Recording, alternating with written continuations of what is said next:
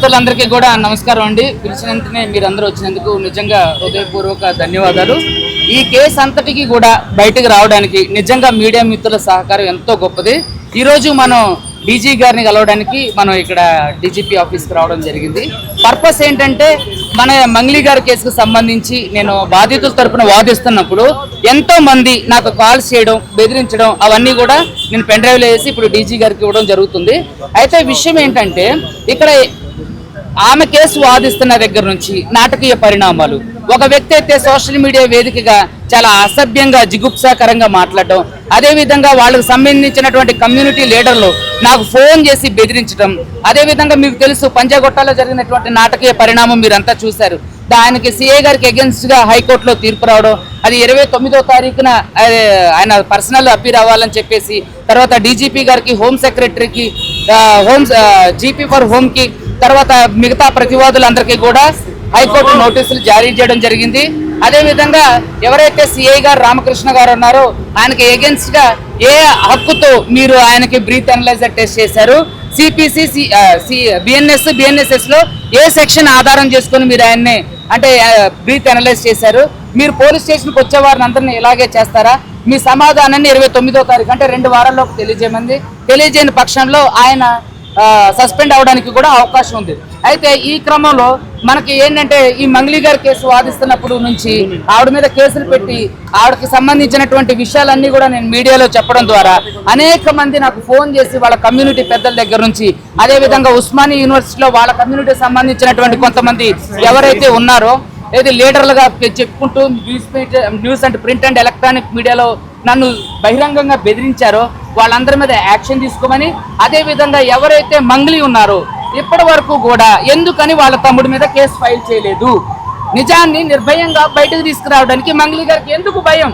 నేను ఏమంటాను అంటే బాధితులందరూ చెప్పేది మంగ్లీ గారి తమ్ముడు శివ ఉన్నాడు అని, కానీ ఇంతవరకు మధు మీద కానీ, రమావత్ మధు మీద కానీ, వాళ్ళ తమ్ముడు శివ మీద కానీ, పాల్దియ భరత్ కుమార్ చౌహాన్ మీద కానీ, పాల్దియ శైలజ చౌహాన్ మీద కానీ ఎందుకని బాధితుల తరపు నుంచి ఆవిడ ఇంతవరకు కేసు ఫైల్ చేయలేదు? మీరు చూశారు, ఒక వ్యక్తి ఈరోజు వాళ్ళ కమ్యూనిటీకి సంబంధించినటువంటి జనసేనకు సంబంధించినటువంటి నాయకుడు ఇక్కడికి వెళ్ళి ఏది ఫిలిం ఛాంబర్, అదేవిధంగా మా అసోసియేషన్కి వెళ్ళి ఈ కేసు తేలేంత వరకు ఆవిడని సినిమాలలో పాడించొద్దు అని చెప్పడం, ఇది నిజంగా శుభ పరిణామం. ఏంటంటే ఇక్కడ ఆవిడ కమ్యూనిటీని బేస్ చేసుకొని అడ్వకేట్లను ప్రభావితం చేస్తుంది. ఇది చాలా తప్పు వ్యవస్థ. ఇది సమాజంలో ఒక తీరని అంటే ఒక అసాంఘిక చర్యగా మేము పేర్కొంటున్నాం. చాలా మంది న్యాయవాదులు ఈ రోజు నాకు అండగా రావడం జరిగింది, అదేవిధంగా ఎంతో మంది మాకు సపోర్ట్ చేయడం జరిగింది. అదేవిధంగా మీరు అందరూ చూస్తున్నట్లయితే సమాజంలో ఎవరైతే బాధితులు ఉన్నారో బాధితుల తరపున ప్రతి ఒక్కరూ వాళ్ళ గలం ఇప్పుడు నిజంగా చాలా సంతోషం. ఆల్రెడీ డీజీ గారికి నేను ఈ కేసు ఇవ్వడం జరిగింది. సో ఆయన వెంటనే యాక్షన్ తీసుకుంటారు. మరి ముఖ్యంగా ఈ రోజు కలవడానికి గల అంశం ఏంటంటే పర్సనల్ సెక్యూరిటీ ఇవ్వడం కోసం నేను ఆయన కలిసా. సో పర్సనల్ సెక్యూరిటీ కోసం కలిసా, సముఖంగానే ఉన్నారు. సో తప్పకుండా నేను ఆశిస్తున్నా నాకు పర్సనల్ సెక్యూరిటీ ఏర్పాటు చేస్తారని చెప్పేసి. అదేవిధంగా ప్రతి ఒక్క న్యాయవాది ఈ రోజు మీరు గళం విప్పాలండి. న్యాయ వ్యవస్థ మీద ఒక తీరని అపవాదు ఈ మంగ్లీ గారు వేయడం జరిగింది. ఎవరైతే బాధితులు ఉన్నారో వాళ్ళ తరఫున కేసు వేస్తున్నటువంటి అడ్వకేట్ సుబ్బు మీద మీరు కేసు ఫైల్ చేశారు. అసలు ఇది ఎంతవరకు కరెక్ట్? అసలు సుబ్బు ఎవరు? సుబ్బు మిమ్మల్ని ఎవరన్నా ప్రత్యక్షంగా మిమ్మల్ని విమర్శించిండా, మిమ్మల్ని తిట్టిండా, మిమ్మల్ని ఏమన్నా అసహ్యమైన మాటలంటా? మీరు చూశారు మీడియా మిత్రుల స్టార్టింగ్ డే 1 నుంచి ఇప్పటి వరకు కూడా మీడియాలో నేను ఎప్పుడు కూడా ఆవిడని అసభ్యంగా మాట్లాడలేదు, అసభ్యకరమైన కామెంట్ చేయలేదు, ప్రత్యక్షంగా నేను ఎప్పుడు ఆవిడని తిట్టలేదు. On behalf of my clients తరపునే నేను మాట్లాడాను. నా క్లయింట్స్ ఇది చెప్పారు, నా క్లయింట్స్ అది చెప్పారు, నా క్లయింట్స్ ఈ ఆధారాలు ఇచ్చారు, నా క్లయింట్స్ ఈ ఆధారాలు ఇచ్చారని. అదేవిధంగా మొదట్లో మంగ్లీ గారు అసలు నాకు రమావత్ మధు ఎవరో తెలియదు అన్నారు. తర్వాత చూస్తే ప్రైవేట్ ఫంక్షన్స్లో, బర్త్డే ఫంక్షన్స్లో, ఆమె చేస్తున్నటువంటి పాటలకు సంబంధించినటువంటి ఫంక్షన్స్లో ఆయన తరచూ కనపడుతూనే ఉన్నారు. తర్వాత మా బంజారా బిడ్డ మేము ఆయన్ని ఆదరించామన్నారు. సో ఇవన్నీ కూడా ఏంటి అని అంటే ఇవన్నీ మభ్యపెట్టేవి. సో దయచేసి మంగ్లీ గారికి ఒకటే విజ్ఞప్తి చేస్తున్నా, వీరందరి మీద కూడా మీరు కేసులు ఫైల్ చేయండి. అడ్వకేట్ సుబ్బుని మీద చేస్తే రేపొద్దున న్యాయ వ్యవస్థ ప్రభావితం అయ్యే అవకాశం ఉంది. ఇది నిజంగా తీరని అన్యాయం. సో కాబట్టి మంగ్లీ గారి పైశాచిక కోణం ఇక్కడ అందరికీ అర్థమవుతుంది. సో కాబట్టి ఈరోజు డీజీ గారు వీటన్నిటి మీద యాక్షన్ తీసుకుంటానని చెప్పేసి మనకి చెప్పడానికి అది జరిగింది. అదే అంటే అంటే డీజీపీ గారిని కలవలేదు. డీజీపీ గారు ఇప్పుడు వస్తున్నారు. సో ఆయన ఎవరైతే ఉన్నారో ఆయన సీసీ గారికి సంబంధించినటువంటి ఇవ్వడం జరిగింది. వాళ్ళు వెంటనే ఇమ్మీడియట్గా యాక్షన్ తీసుకుంటా ఉన్నారు. డీజీ గారి పేరు మీద కవర్, స్పెషల్ కవర్ కూడా, పర్సనల్ నేమ్ కవర్ కూడా పంపించడం జరిగింది. దాన్ని వెంటనే పర్సనల్గా దాన్ని పెడతామని చెప్పేశారు. వెంటనే వీలైనంత త్వరగా దీని మీద స్పందిస్తా ఉన్నారు. అదేవిధంగా 17వ తారీఖు సిఐ మీద పెట్టిన కంప్లైంట్ కూడా త్వరగా వేగంగా దాన్ని విచారణ చేపట్టి బాధితులైన వారిపైన చర్యలు తీసుకుంటామని చెప్పారు.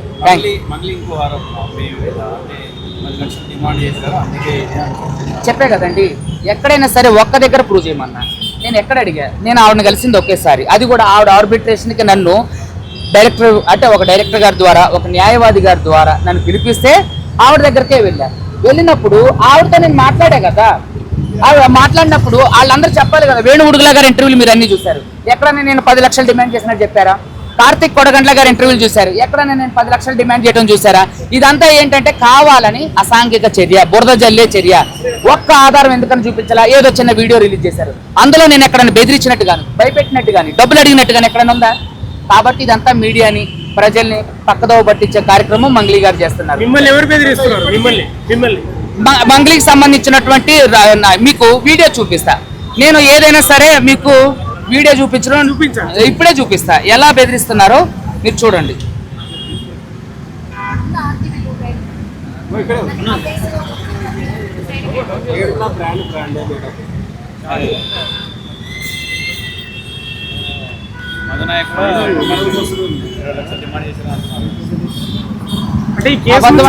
చూపించాలి కదా.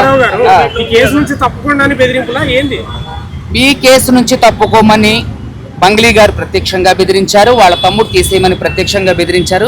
డైలీ న్యూస్ ఆయన పేరు ఏంటి? యాంకర్ పేరు, డైలీ న్యూస్ యాంకర్ పేరు సాధు, అది ఉంటది కదా ఆయన పేరు. డైలీ న్యూస్ యాంకర్ ఉండదు కదా, సాధు అతని పేరు ఏదో ఉంటది, విజయ్ సాద్.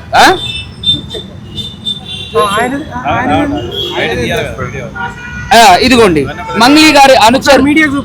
చూపిస్తున్నా.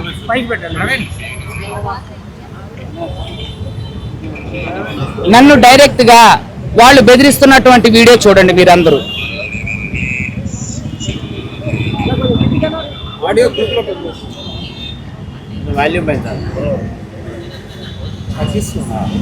ఆయన ఇంటర్వ్యూలో బెదిరించారా? ఆయన ఇంటర్వ్యూ చేస్తున్నప్పుడు వేరే వ్యక్తి,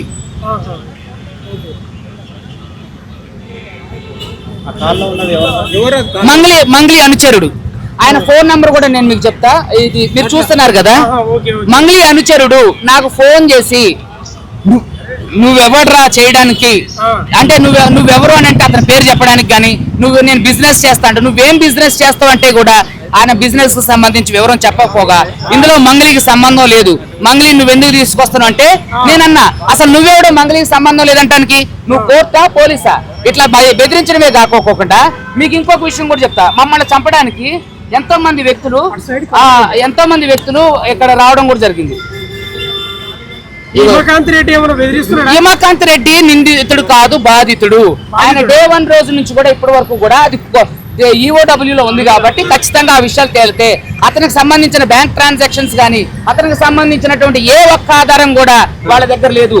ఎవరైతే మధు ఉన్నాడో, హిమకాంత్ రెడ్డి ఉన్నాడో అతను కూడా ఒక ఏజెంట్, డబ్బులు కలెక్ట్ చేసిన ఏజెంట్ కాబట్టే తను వచ్చి అతను కూడా విచారణకు అందుబాటులో వెళ్ళాడంటే తను అంటే మామూలుగా నాకు తెలిసి పారిపోయి ఉండొచ్చు, అంటే వెళ్ళిపోయి ఉండొచ్చు. కోర్టులో బెయిల్ వేసిన తర్వాత అతను మీడియా ముందుకు రావడానికి అవకాశం ఉంది. తను ఎక్కడుండో కూడా మనకు తెలీదు. లేదండి, మనకి అతను టచ్ లో లేడు. ఎందుకంటే ఇగో చూడండి మీకు రెడ్డి ఆయన మధు కావచ్చు, వీళ్ళు సత్యనారాయణ చౌదరి కావచ్చు, ఇగో చూడండి మమ్మల్ని ఎవరైతే మంగ్లీ అనుచరులు ఉన్నారో చూపిస్తున్నా. మంగ్లీ అనుచరులు ఉన్నారో వాళ్ళు ఎలా మమ్మల్ని వెంబడిస్తున్నారో, ఎలా అడిగితే వివరాలు అడిగితే పారిపోతున్నారో మీకు చూపిస్తా.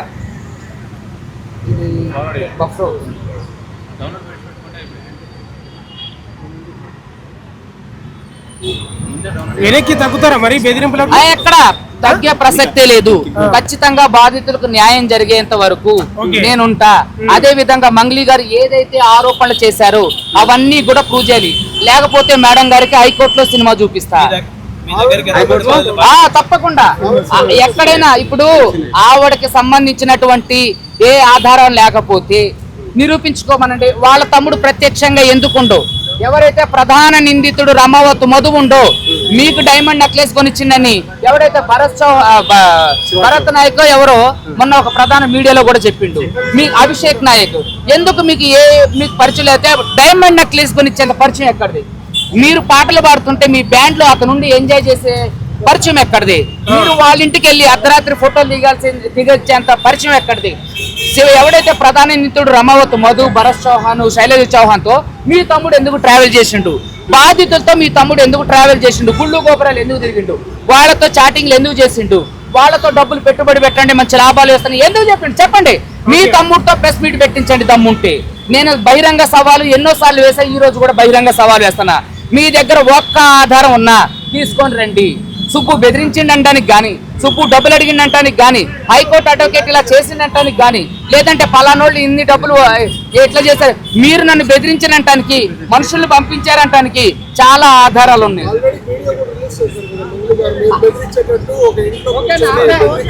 అయితే దాంట్లో ఎక్కడైనా నేను బెదిరించినట్టు కానీ, డబ్బులు అడిగినట్టు కానీ భయపెట్టి వాళ్ళే నన్ను బ్రతిలాడుతున్నారు. సురేష్ బొబ్బిలి గారు బ్రతిలాడుతుండ్రు, అన్న వదిలేయన్నా. అంటే మీకు ఆ వీరందరూ చూస్తారు మీడియా మిత్రులు, అక్కడెక్కడైనా నేను బెదిరించి భయపెట్టినట్టు ఆ వీడియో రిలీజ్ చేసిన మంగళి గారి దగ్గర ఆధారాలు ఉంటే రిలీజ్ చేయాలి కదా. ఆ ఒక్క వీడియో రిలీజ్ చేసింది, మిగతా ఆధారాలు ఎందుకు రిలీజ్ చేయాలి చెప్పమనండి. ఖచ్చితంగా ఆ రోజు మాత్రం పంజాగొట్ట సిఏ గారు అత్యుత్సాహం ప్రదర్శించారు. మీరేం తెలుసు కదా, పోలీస్ బాస్ గారి దగ్గర ఇన్స్ట్రక్షన్స్ మరేవో తెలియదు కానీ మొత్తానికైతే జిగుప్సాకరంగా న్యాయవాద వ్యవస్థని అవమానపరిచే విధంగా ఆయన సీఏ గారు మాట్లాడితే చాలా జిగుప్సాకరంగా ఉంది. కాబట్టి హైకోర్టు ఆయన మీద చర్యలకు ఉపక్రమించింది. ఆయనకు పర్సనల్ నోటీస్ కూడా ఇవ్వడం జరిగింది. డీజీపీ ఆఫీస్ కు ప్రొటెక్షన్ కోసం వచ్చారా? అవును.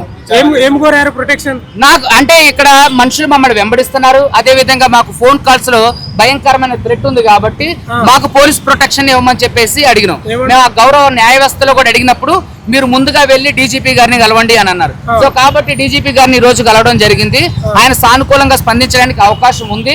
ఖచ్చితంగా న్యాయం మా వైపు ఉంది, ప్రజలు మా వైపు ఉన్నారు, అదే విధంగా బాధితులు మా వైపు ఉన్నారు. దాదాపు నా దగ్గర వచ్చిన వాళ్ళు 70-80 మంది ఉన్నారండి. 40 మంది క్రియాశీలకంగా వ్యవహరిస్తున్నారు. దాంట్లో ఒక 16 మంది మీడియా ముందుకు కూడా రావడం జరిగింది. మొదట్లో నేను 40-50 మందితో కూడా ప్రెస్ మీట్ పెట్టడం జరిగింది, మీరంతా చూశారు. అమాయకులు అందరూ కలిసి 70-80 మంది ఉన్నారండి. ఆవిడ నా దగ్గరకు వచ్చిన బాధితుల దగ్గర మోసం చేసింది అయితే ఏది మంగళి తమ్ముడు శివ, పరోక్షంగా మంగళి గారు వాళ్ళ ఎవరైతే ఉన్నారో 9.5 నుంచి 10.5 కోట్లు. మీకు ఇంకొక విషయం చెప్తా, ఎవరెవరి దగ్గర ఎంతెంత ఈ ప్రధాన నిందితుడు మధు వసూలు చేసిండో అవన్నీ కూడా నా దగ్గర ఉన్నాయి. చూడండి, అది అడుగుతారు కానీ ఇదిగో చూడండి, ఇది రిమాండ్ రిపోర్టు. దీనికి సంబంధించి చూపిస్తా ఉండండి. ఇది రిమాండ్ రిపోర్ట్ అండి. దీంట్లో చూడండి, ఏజెంట్ ద్వారా 4 కోట్లు, 8 కోట్లు. ఇంకో చూడండి, 4 కోట్ల నుంచి 7 కోట్ల నుంచి 10 కోట్ల నుంచి మొత్తం 89 కోట్లకు వచ్చింది లెక్క. ఇది ఓన్లీ ఏది వట్టిపల్లి తాండా, వద్దిపట్ల తాండా, పలుగు తాండా, బిఏపల్లి, పెద్దాడిశర్లపల్లి, మల్లేపల్లి, దేవరకొండ, నల్గొండ వాళ్ళు కేవలం వాళ్ళు మాత్రమే 89 కోట్ల వరకు మోసపోయారు. అందులో 80% గిరిజనులే ఉన్నారు. 80% పైన గిరిజనులు ఉన్నారు. మంగళి గారు ఎవరైతే ఉన్నారు, మరి నేను బంజారా బిడ్డని, నేను ఆ బిడ్డని, నేను అమ్మాయిని, నా కుటుంబాన్ని తీసుకురావద్దు అన్నారు. మరి ఆవిడ బంజారా కార్డు యూజ్ చేసుకొని ఎంతో మంది బంజారా ఎవరైతే ఉన్నారో వాళ్ళనే మోసం చేయడం జరిగింది. అదే విధంగా ఈవిడ మంగళి గారు బంజారాని కొంతమందిని ఎగేసుకుంటూ వాళ్ళ మీద ప్రెస్ మీట్ పెట్టడం జరిగింది. మరి అయ్యా బంజారా పెద్దలారా, బంజారా తరఫున వచ్చినటువంటి ఉస్మానియా యూనివర్సిటీ ఎవరైతే కొంతమంది విద్యార్థులు ఉన్నారో నేను మిమ్మల్ని సూటిగా ప్రశ్న వేస్తున్నా, మీకు దమ్ము ఉంటే వాళ్ళందరి తరఫున మరి ఎవరు మాట్లాడతారు? ఎవరు బాధితుల తరఫున మాట్లాడతారు? వాళ్ళు 80% మంది ఉన్నారు. ఈవిడ సెలబ్రిటీ అనేసరికి ఓ పొలోమంటూ ఉరుకొచ్చేసారు కదా. మరి మీ బంజారా బిడ్డలే 80% ఉన్నారు. వాళ్ళ తరఫున మీకు దమ్ముంటే నిలబడి వాళ్ళకి న్యాయం చేయండి. వాళ్ళ తరఫున మీరు మాట్లాడండి, పోరాడండి. ఇవాళ కూడా ఎన్నో కాల్స్, సార్ మేము ఎంత మోసపోయినా, ఆటో డ్రైవర్లు, ఆశా వర్కర్లు, కూలికి వెళ్లే వాళ్ళు ఉన్నారండి. దయచేసి నేను ఒకటే చెప్తున్నా, మంగళి గారికి దీంట్లో సంబంధం లేదనుకుందాం. మంగళి గారు కూర్చోబెట్టి మాట్లాడి సెటిల్ చేయడానికి ఆవిడకు ఒక్క క్షణం పని కాదు. ఏమండి, నేను అమ్మాయి పేరు ఎప్పుడు తీయలేదు. నేను వేరే ఒక ఇంటర్వ్యూలో సరదాగా చెప్పిన సందర్భాన్ని అప్రస్తుతమైనటువంటి ఈ అంశానికి జోడించారు కదా. ఇప్పుడు నేను ఎప్పుడన్నా మంగ్లీ గారితో నాకు పలానా వాళ్ళు అంటే క్రష్ అని, అవునండి క్రష్ అనేది ఏమైనా భూత లేదా క్రష్ అనేది ఏమన్నా అసహ్యమైన పదవా? ఇప్పుడు చాలా మంది హీరోయిన్లు క్రష్ ఉంటారు, అది తప్ప? అయితే ఏమన్నా నేను మంగ్లీ గారితో ఏమైనా చెప్పానా? అసలు ఆ డిస్కషన్ జరిగిందా? మీరు మంగ్లీ గారిని అడగాల. ఇవన్నీ డైవర్షన్ పాలిటిక్స్ లాగా, డైవర్షన్ మీడియా అటెన్షన్ గ్రాప్ చేయడానికి, తప్పించడానికి, ప్రజల అటెన్షన్ తప్పించడానికి ఇలా మంగ్లీ గారు రోజుకొక ఎత్తుగడలు వేస్తున్నారు. ఈ రోజు కూడా మీకు ఒక వీడియో చూపిస్తా. ప్రధాన నిందితుడు రమావతు మధు మీతో పాటు మీ బ్యాండ్ లో ఏం చేస్తుండో. రమావతు మధు ఇది కూడా నేనే మీడియాకి రిలీజ్ చేయడం జరిగింది. రమావతు మధు ఉంటాడు చూడండి. అవును, ఎక్కడ నాకు అసలు తెలియదు అంది. ఫస్ట్ లో ఆడెవడో నాకు తెలియదు అంది. మరి ఇతను మీతో ఎందుకుండు? మీకు డైమండ్ నెక్లెస్ ఎందుకు ఇచ్చిండు? మీ అకౌంట్ కి మనీ ట్రాన్సాక్షన్ జరిగిందని చెప్పి ఒక వార్త వస్తుంది, అది కూడా త్వరలో ప్రూవ్ చేస్తా. ఇన్ని ఆధారాలు చూపిస్తాను నేను. మరి ఎందుకని మంగ్లీ గారు ఒక్క ఆధారం కూడా చూపించట్లేదు? ఏదో ఒక చిన్న క్లిప్ రిలీజ్ చేసింది, దాంట్లో ఏముంది మంగ్లీ గారు? నేను మిమ్మల్ని సూటిగా ప్రశ్నిస్తున్నా. దాంట్లో నేను మిమ్మల్ని డబ్బులు అడిగానా? మిమ్మల్ని బెదిరించానా? ఈ ఎపిసోడ్ లో ఒకరిని అరెస్ట్ చేశారు. ఎందుకంటే ఈఓడబ్ల్యూ పోలీసులు సరిగా యాక్షన్ తీసుకుంటారా? అసలు విచారణ చేయలేరా? అయ్యో, ఈఓడబ్ల్యూ పోలీసులు దీంట్లో నిజంగా ఉన్నతమైన విచారణ జరిపించాలి. ఇప్పటి వరకు కూడా ఈఓడబ్ల్యూ డీసీపీ గారు ఒక ఇంటర్వ్యూలో చెప్పడం జరిగింది, ఇంతవరకు మంగ్లీ గారు ప్రమేయం. ఆడు మంగ్లీ స్క్రిప్టెడ్ లో ఒక భాగం, ఆడు అరెస్ట్ అవడం కూడా ఒక భాగం. వాడు ఇంతవరకు బయటికి రానోడు ఇప్పుడు ఎలా బయటకు వచ్చిండు? ఒక ఛానల్ కి ఎందుకు రిలీజ్ చేసిండు? మీరందరూ ఇప్పుడు నేను పిలిస్తే మీడియా మిత్రులు అందరూ వచ్చారు, అలాగే వాడు పిలిస్తే మీరు వెళ్ళరా? ప్రధాన మీడియాల ముందు ఎందుకు మాట్లాడలేదు? దొంగతనంగా రిలీజ్ ఎందుకు చేయాలి? అదే విధంగా ఒక రూమ్ లోనే ఉండి ఒక ఛానల్ కి ఎందుకు వీళ్ళు ఇంటర్వ్యూ ఇవ్వాలి? సో ఇవన్నీ ప్రజలంతా గమనిస్తున్నారు. ఇదంతా ఒక ప్రీ ప్లాంట్ కుట్ర. బాధితులకు న్యాయం జరగాలి. మిగతా తెలియదండి. హిమాకాంత్ రెడ్డి మనకి లేడు, అతను అబ్స్కాండ్ అయ్యిందని తెలుసు. అతను ఏ రోజైతే మనకి నెక్స్ట్ అంటే ఏ రోజైతే మనతో నుంచి సంబంధం తెగిపోయిందో ఆ రోజు నుంచి మన దగ్గర లేడు.